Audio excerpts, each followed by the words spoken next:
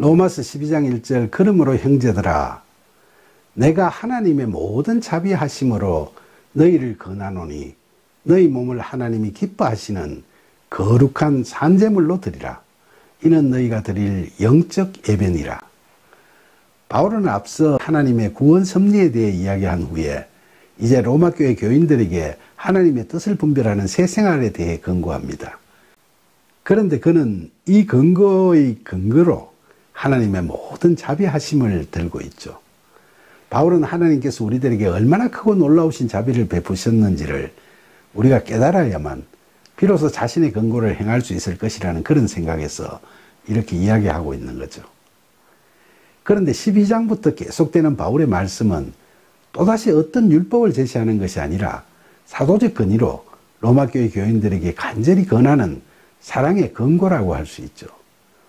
이 말씀은 오늘을 살고 있는 우리 그리스도인들에게도 동일하게 적용됩니다. 먼저 그는 우리의 몸을 하나님께서 기뻐하시는 거룩한 산제물로 드리라고 권하고 있죠. 지난날 유대인들은 스스로 성전 지성소에 들어가서 하나님을 만나지 못하고 오로지 제사장을 통해서 제물을 드렸지만은 예수님이 십자가 죽으심으로 말미암아 예루살렘 성전의 성막이 찢어지면서 거룩하다고 여겨졌던 제사장만이 들어갈 수 있었던 지성소가 개방이 돼서 이제 그리스도인들은 각자가 교회가 되고 각자의 안에서 지성소가 자리를 잡고 거기서 하나님과 영적 인격적으로 허심탄회한 대화를 나눌 수 있는 기도와 예배의 장소가 만들어졌죠. 그래서 각자가 왕같은 제사장에 대해서 자신의 몸을 산제물로 드리는 영적 예배를 드릴 수 있게 된 겁니다. 여기서 자신의 몸이라는 것은 우리의 몸과 마음, 즉 인격 전체를 형성하는 우리 자신을 의미하죠. 그리고 하나님께서 기뻐하시는 거룩한 산제물이라는 건 우리가 그리스도인으로서의 그 영적 인격적 삶을 살아가는 걸 의미합니다. 그렇게 살아가는 삶이 바로 영적 예배의 삶이라는 거죠. 그러니까 바울은 우리가 하나님과 영적 인격적 관계 속에서 자신을 내려놓고 하나님께 순종하는 참된 예배의 삶을 살아가야 한다고 권고하고 있는 거죠. 이 말씀 역시 오늘을 살아가는 우리 그리스도인들에게도 동일하게 적용됩니다.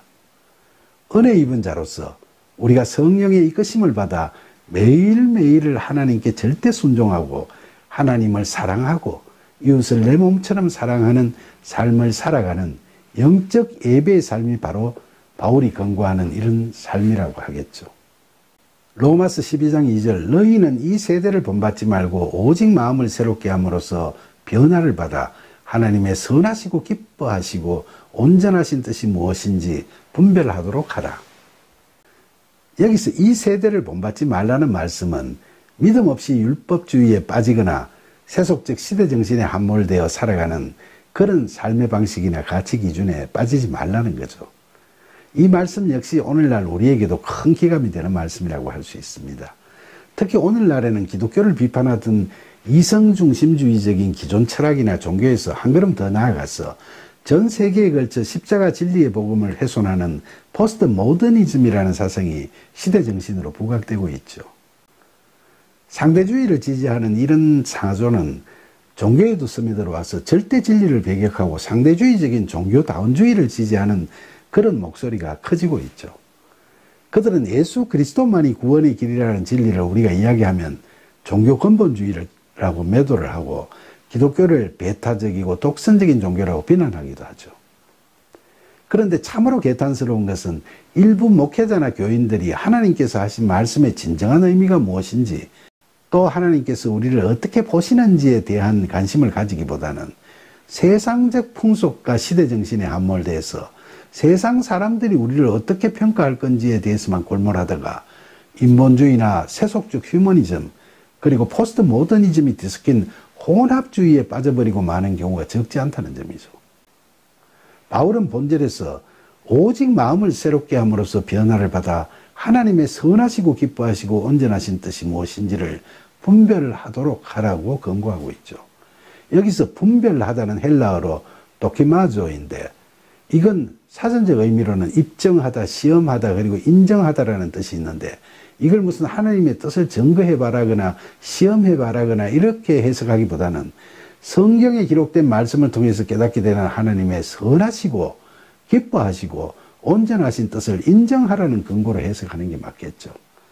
그러니까 우리가 우리의 지식, 우리의 경험만으로 시대정신이나 세속에 휩쓸리지 말고 성령의 도우심을 받아 우리의 자기의가 아닌 하나님의 의를 실현하는 신실한 하나님의 자녀로 거듭난 삶을 살아감으로써 하나님께서 기준이 되시는 선하신 것 뜻, 하나님을 믿고 따름으로 해서 하나님께서 기뻐하시는 것 뜻, 그리고 불신앙, 영적 교만, 무분별한 탐욕과 같은 죄로 인해 불완전한 우리 인간들과는 달리 거룩하신 하나님의 온전하신 그 뜻을 제대로 알고 인정하라고 권하고 있는 겁니다.